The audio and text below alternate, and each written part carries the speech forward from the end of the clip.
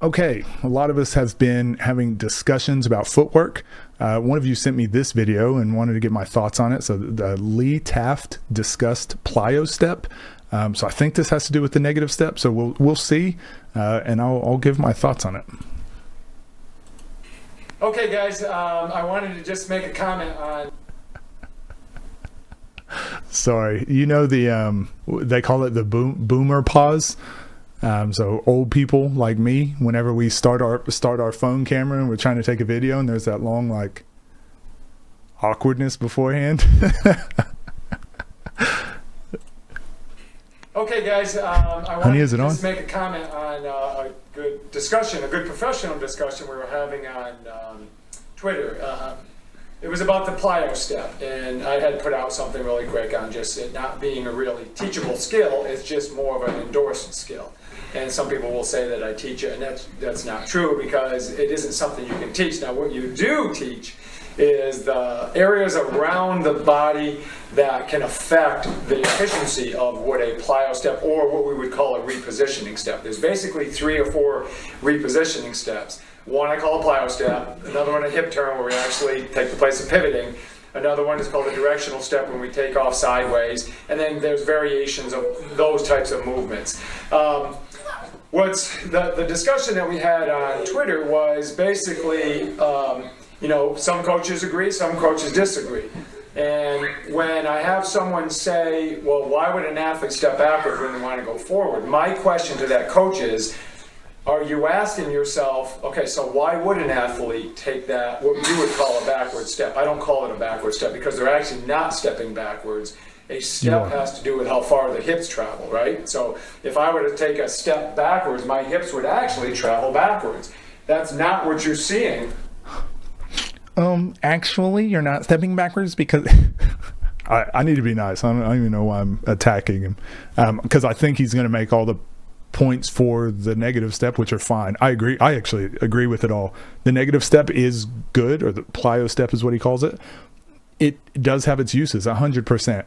The issue I have, we've spoken about this before. If you're standing like this, imagine there's a defender, right?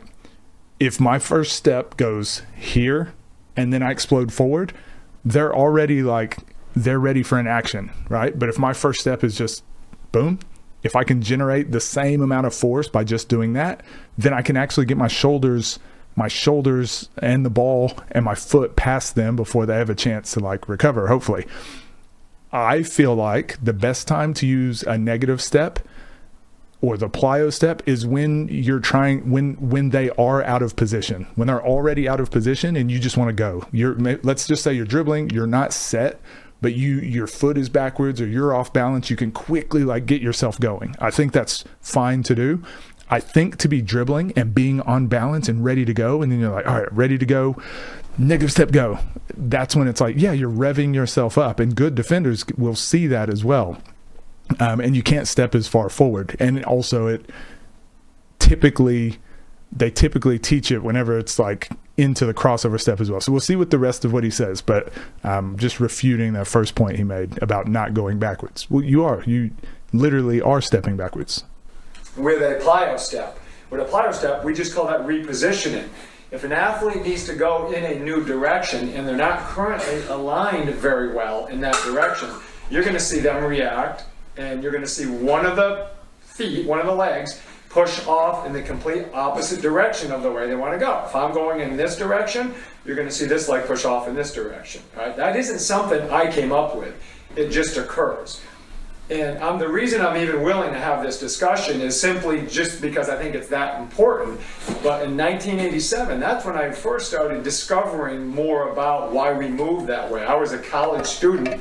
I was actually watching film study I was a college basketball player, and I started watching how I moved and how other athletes moved. And I noticed that everyone, not some, everyone did repositioning steps. Later I started calling it a plyo step because it made sense to me. So those of you who say, why would an athlete take a step backwards to go forwards, ask yourself this, and just phrase it differently and say, why would they step backwards? What is the mechanics? Do you really truly understand athletic movements in its purest form. Do you understand? All right, so I think this is where me and him differ fundamentally with this argument. I think, so I call it being in neutral, being in an athletic position. So when you're in an athletic position, let's say out of triple threat, to me, I'm already loaded up. I'm ready to go. So I'm catching, ready to shoot. I'm catching, ready to explode. If I'm out of position, I'm just standing straight up, and you tell me to just go, I'll take a negative step. I'll bounce backwards before I go forward, because you got to reposition, as he's saying. You got to take that plyo step. You got to explode, right?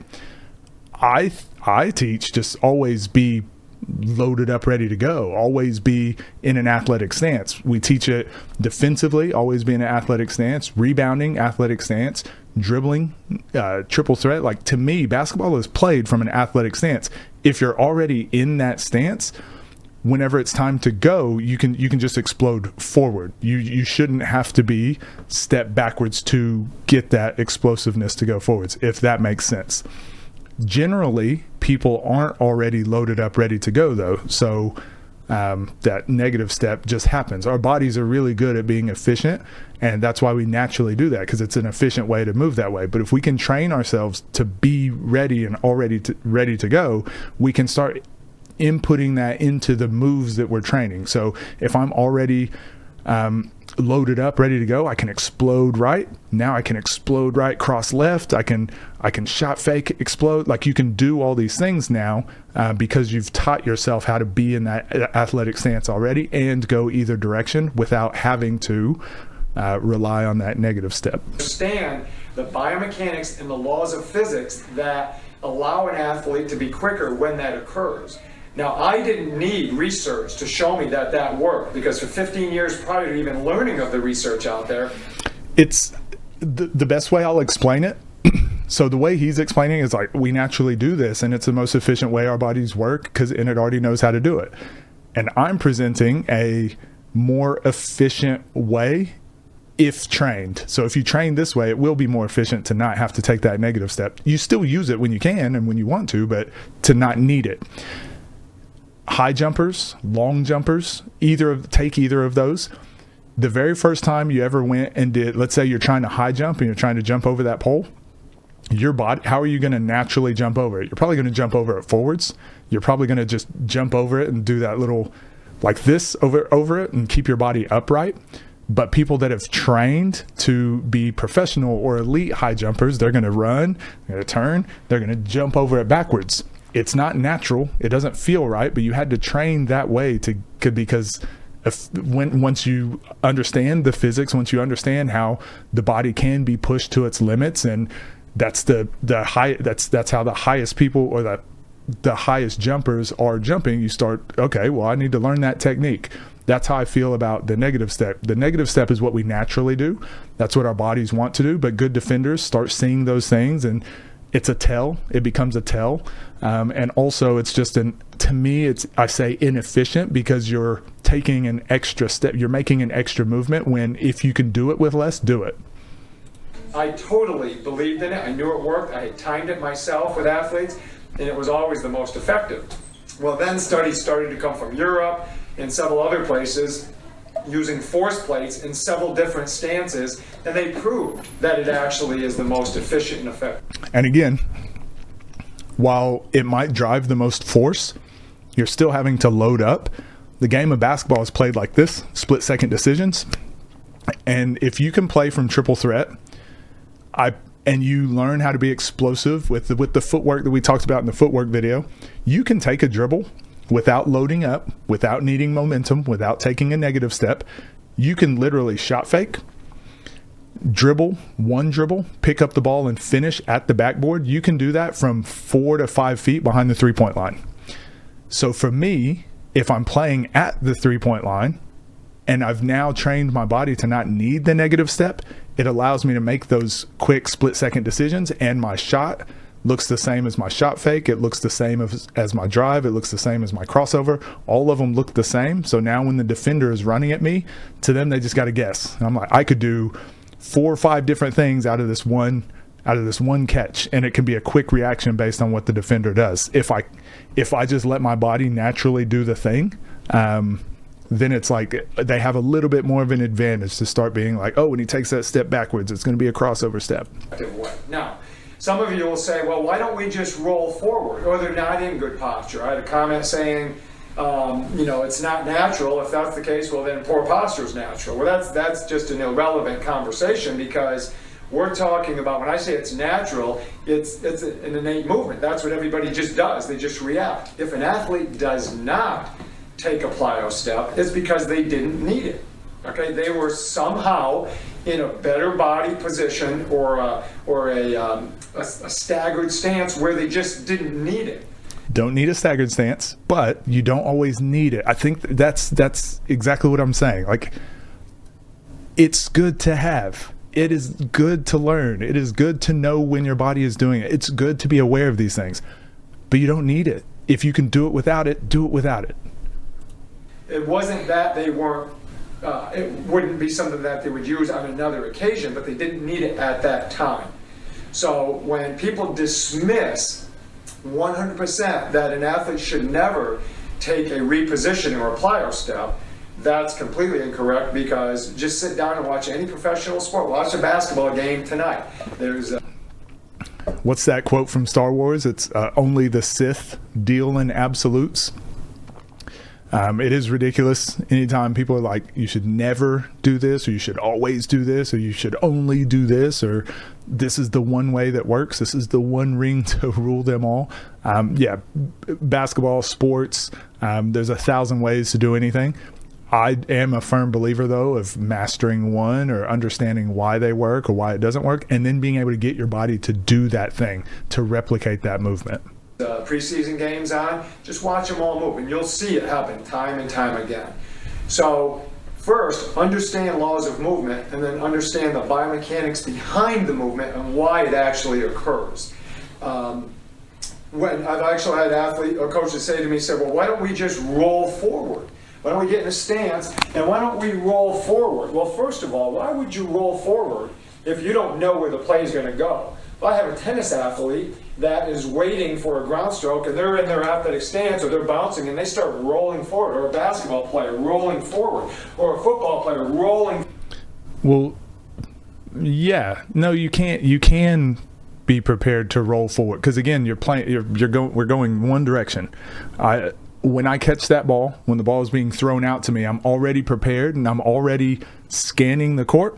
So I'm looking for where that defender is. I'm seeing what's happening. And as that ball's getting thrown to me in the air, or as I'm getting my hands underneath it and I'm getting set, I'm already like loaded up, or getting loaded up, ready to make my move. So I'm catching. And if I don't think he's going to close out quick enough, or he's not, I'm going into my shot.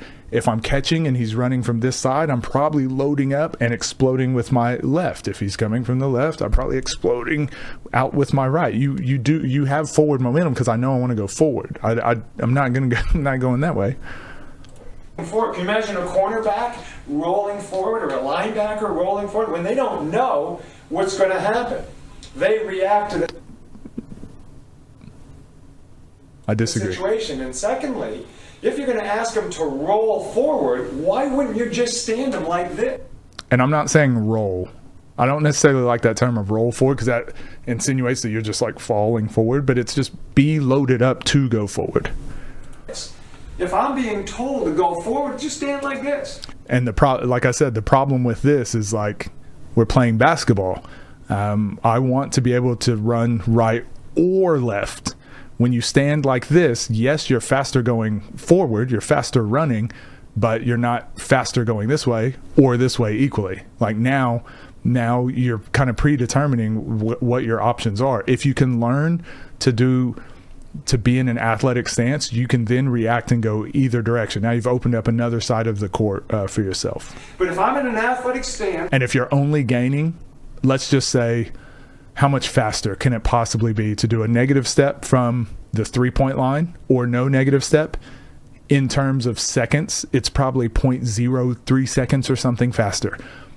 If that, like, if that's the difference in you making this layup or not, I would much rather, if it's 0.3 seconds, I would much rather be able to actually go right or left. I feel like that's going to be far more beneficial than having 0.03 seconds of speed. And the balls of my feet are the point of push off, and I got at least 85% of my body behind me. How can I possibly generate enough force by gripping with my toes to pull myself forward?